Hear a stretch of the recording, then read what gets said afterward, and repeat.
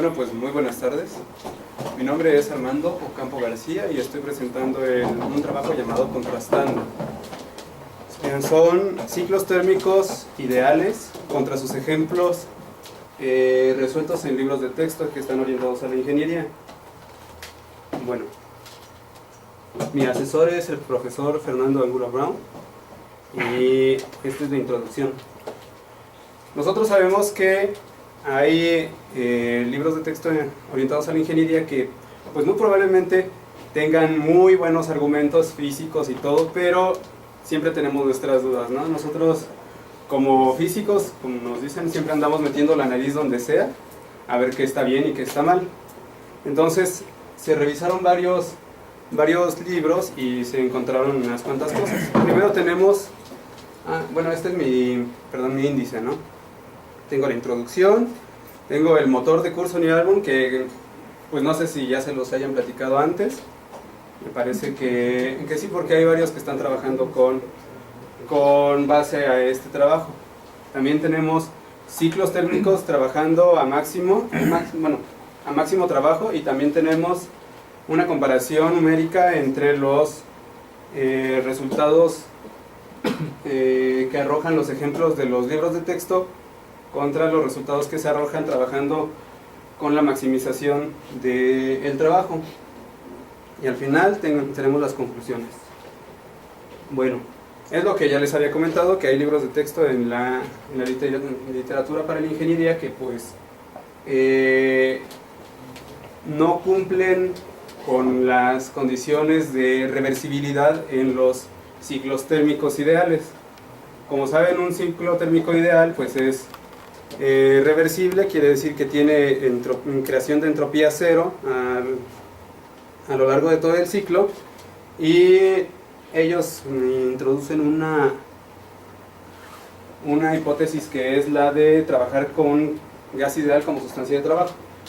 Bueno, el motor de Curzon y Allborn tenemos un ciclo de Carnot trabajando entre dos reservas de calor, una fuente y un depósito. Entre ellos hay unas paredes que tienen unas conductancias térmicas alfa beta que tienen que ver con el grosor, con el tiempo de la transferencia de calor y todo eso, ¿no?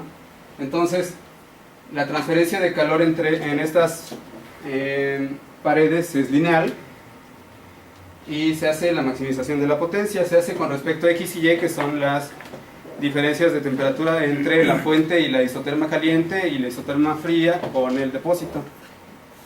Cuando se hace la maximización, al final se encuentra la eficiencia, que es la potencia que entrega este ciclo entre el flujo de calor que entra. Y es esa fórmula muy simple de 1 menos la raíz cuadrada de la temperatura del depósito entre la temperatura de la fuente. También De Vos hizo una revisión, y por medio de otro método que fue hacer la maximización en vez de X y Y, que son las diferencias de las temperaturas, lo hizo con respecto a la eficiencia, y obtuvo exactamente el mismo resultado. Bueno, bien, aquí hay una función que es la del trabajo según Alexis de Vos, y nada más hay que recalcar la forma funcional. Esta, en la siguiente gráfica, es exactamente la curva en medio. Esa curva de en medio, la de arriba, se recuperaría de la de abajo simplemente dividiendo entre eta, y se obtiene. Bueno, ahora se trabaja con los ciclos de Joule Brayton, de Otto, de Diesel y de Atkinson. Simplemente Diesel y Atkinson serán como que decir que sí cumplen con estas características de acercarse mucho a la eficiencia de Curzon y Allborn cuando se trabaja con el máximo cuando se llevan al máximo del trabajo. Solamente nos vamos a enfocar mucho en los primeros dos, que son Otto y Joule Brayton. Bien, entonces se comienza a trabajar los calores de entrada y se propone lo que una de las hipótesis fuertes de esto es que si son reversibles es a trabajo máximo, y entonces vamos a tener una creación de entropía cero, y eso me da como consecuencia esa relación de las temperaturas, que la temperatura 2 por la temperatura 4 es igual a la temperatura, al producto de las temperaturas extremas, la más fría T1 y la más caliente T2. Las T2 y T4 son las intermedias. Además, al hacer la maximización encuentro que, bueno, se encuentra que T2 es igual a T4 cuando se encuentran a trabajo máximo. Se encuentra también aquí la ecuación. ¿Qué número de ecuación es esta?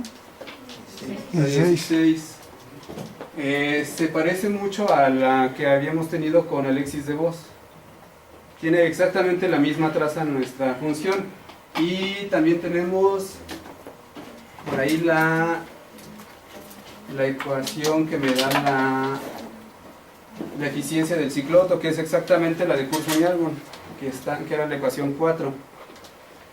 Bien. Bueno, aquí también se tiene el ciclo Joule-Brayton. Este ciclo es muy parecido al ciclo Otto. Si recordamos, el ciclo Otto tiene dos ramas isocóricas. Ahora para el ciclo Joule-Brayton tenemos dos ramas isobáricas, y cuando se hace todo el tratamiento, no sé si se observó anteriormente, hay un cociente entre calor de salida entre calor de entrada, o bueno, el trabajo entre el calor de entrada, y entonces tenemos CB entre CB y se cancelan. Es lo mismo que ocurre en el ciclo Joule-Brayton. Se cancela el CP y nada más nos vamos a fijarnos en esta relación que sale solamente de las condiciones adiabáticas. Si recuerdan, tenemos nuestras condiciones adiabáticas, que P por V al cociente de CP entre CB es igual a una constante. Entonces también se tiene que T por V a la 1 menos gamma, que es ese cociente, también es una constante, y por lo tanto también T por P a la 1 menos gamma entre gamma me da esa relación. Aquí está solamente el caso de Diesel y Atkinson. Aquí solo está de Diesel, ¿verdad? Sí. Bueno, entonces se obtiene una eficiencia que es una cosa muy complicada, pero numéricamente es muy cercana a lo que es Curzon y Albon. Aquí tenemos un factorcito que no se había visto antes, que por ahí está un factor F. Ese simplemente es CP menos CB todo entre CP, o es 1 menos gamma entre gamma. Para el ciclo Atkinson se obtiene casi exactamente lo mismo, nada más que vamos a intercambiar F por 1 menos F y 1 entre gamma por gamma, y entonces recuperaríamos el mismo caso anterior. Esta eficiencia se puede generalizar incluso con capacidades caloríficas negativas, pero pues eso solamente son de carácter o de interés académico, porque no es tan práctico estar buscando un ciclo que funcione así. Bien. Aquí tenemos lo que es la comparación de los cálculos y todo eso, ¿no? Se gobierna por estas ecuaciones que son nuestras eficiencias, y tenemos una relación entre las temperaturas de entrada, o las temperaturas mínimas del ciclo, con las temperaturas máximas y las temperaturas intermedias para cada uno de los ciclos. Entonces, tenemos por ejemplo esta ecuación. Nosotros la podemos encontrar en cualquiera de los libros de termodinámica clásica, incluso en los de termodinámica técnica. Es muy fácil de obtener. Se hace exactamente con la diferencia de energías internas y se llega a ello, ¿no? También la de Joule-Brayton se hace por medio de un potencial termodinámico llamado entalpía, que es Cp por la temperatura. Entonces ahí se hacen las diferencias y se obtiene esa eficiencia. por medio de la ecuación que les había dicho, la 2 atrás, ¿te parece? Esta, la de Joule-Brayton, podemos obtener aquí su eficiencia, es exactamente lo mismo. Estas eficiencias ya están a trabajo máximo, perdón, estas temperaturas ya están bajo las hipótesis de trabajo máximo, así que nada más es, ¿cómo se dice? Pues solamente es sustituir ahí, ¿no? Un libro que revise, y es el único que voy a citar porque es muy extenso, es el de Fundamentos de Termodinámica Técnica de los autores Moran y Shapiro. Ellos comienzan a darnos el enunciado de su ejemplo, ¿no?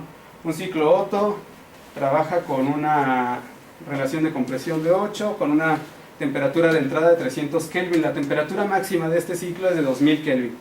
Y comienza a pedir todos los estados, la T1, T2, T3, T4, todas las presiones, y el volumen pues se deja indefinido. Simplemente con el factor de compresión de 8 ya me dice cómo sería, ¿no? No es tan relevante aquí el volumen. Me da todas esas hipótesis, que es gas ideal, que se desprecian las energías cinética y potencial, y que es un ciclo reversible. Bueno, eso lo dice en el enunciado, ¿no? Un ciclo Otto ideal. Pues comienza a hacer sus cálculos, comienza a hablar de las ecuaciones de gas ideal, pero comienza a mezclar conceptos, como son que va a meter sus datos a una tabla que ya viene por lo regular en su literatura. Bien, meten sus datos a la tabla, comienzan a buscar, a interpolar, y en esas interpolaciones pues tienen un poco de pérdida de la ¿cómo se dice? De la exactitud de sus resultados. Y hay algo que no dije. Bueno, se ve aquí en la anterior. Tenemos una ecuación que me liga lo que son la temperatura mínima y la temperatura máxima de un ciclo. Esto es cuando son las condiciones de reversibilidad y de trabajo máximo. Entonces, esa relación no se puede romper.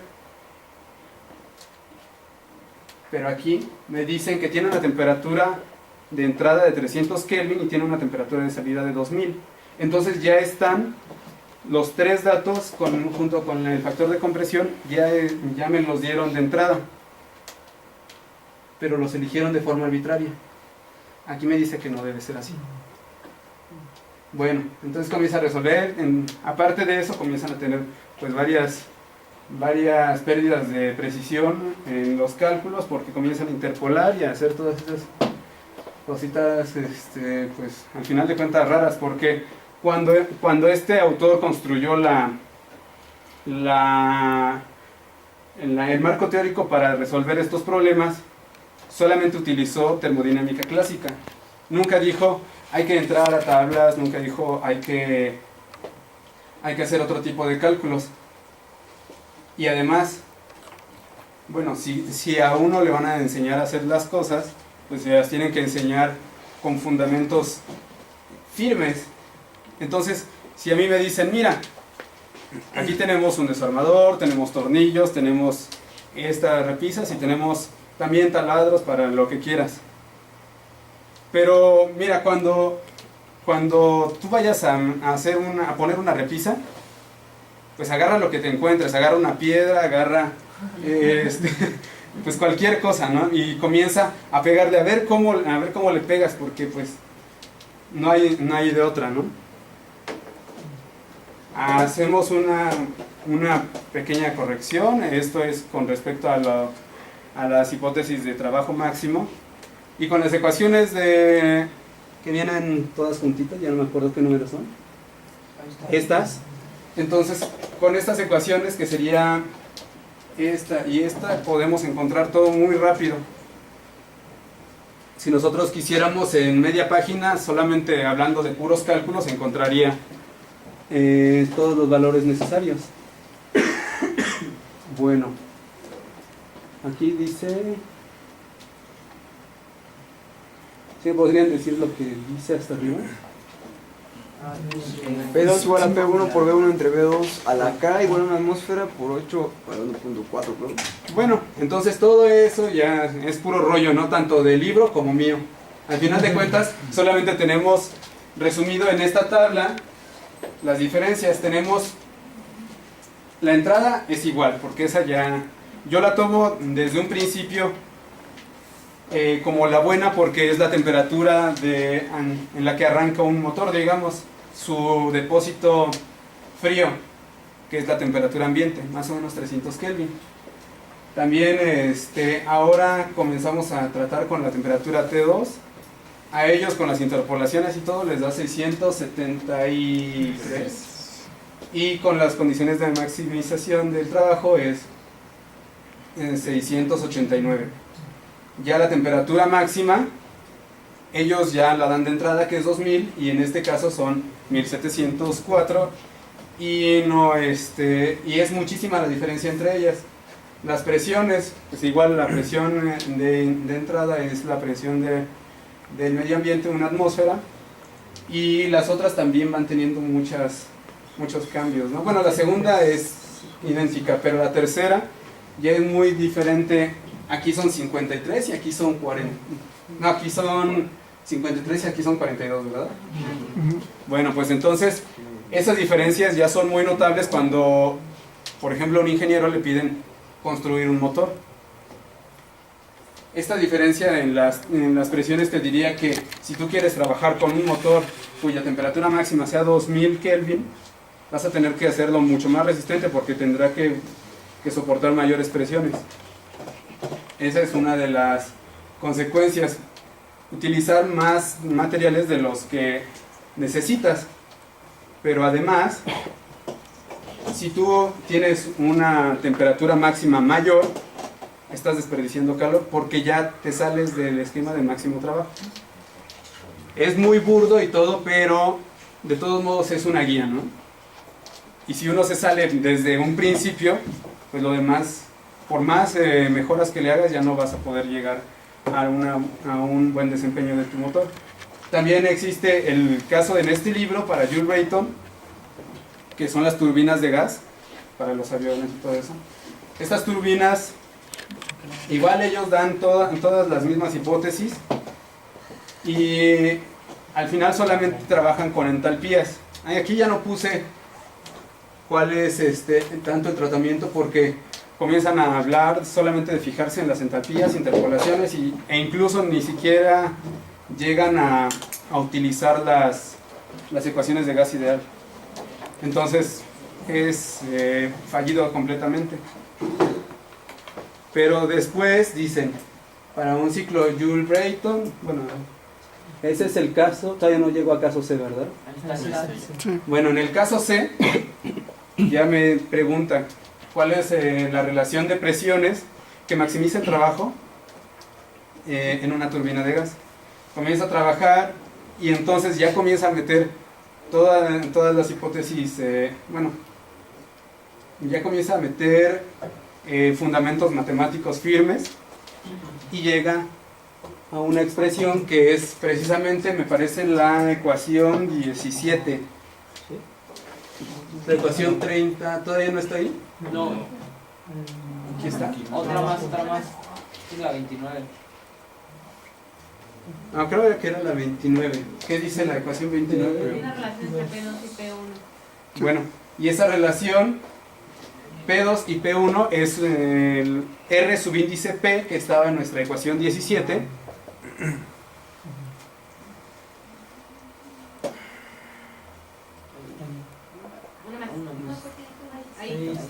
Entonces, es exactamente esa relación.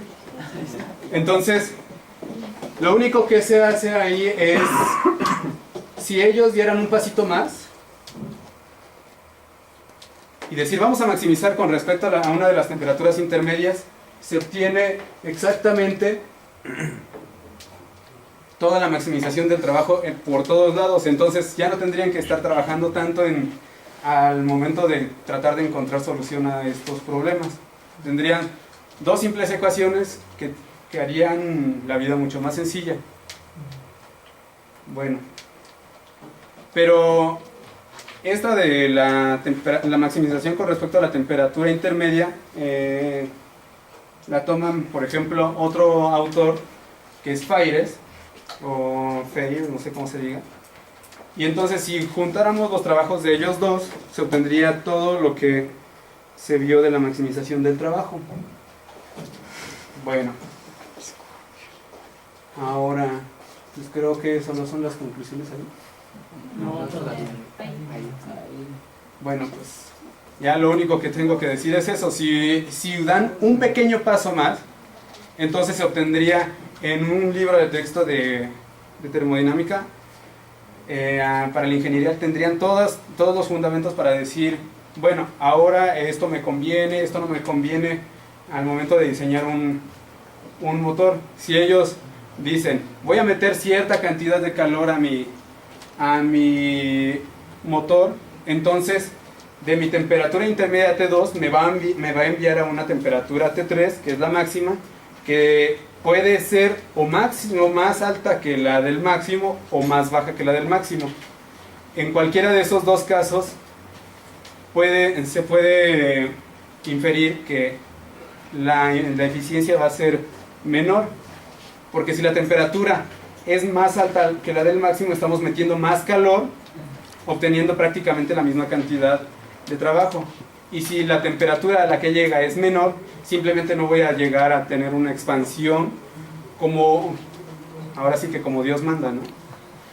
Porque entonces ya no llegaría a mi relación de presiones o mi relación de compresión que ellos me están dando. Bueno,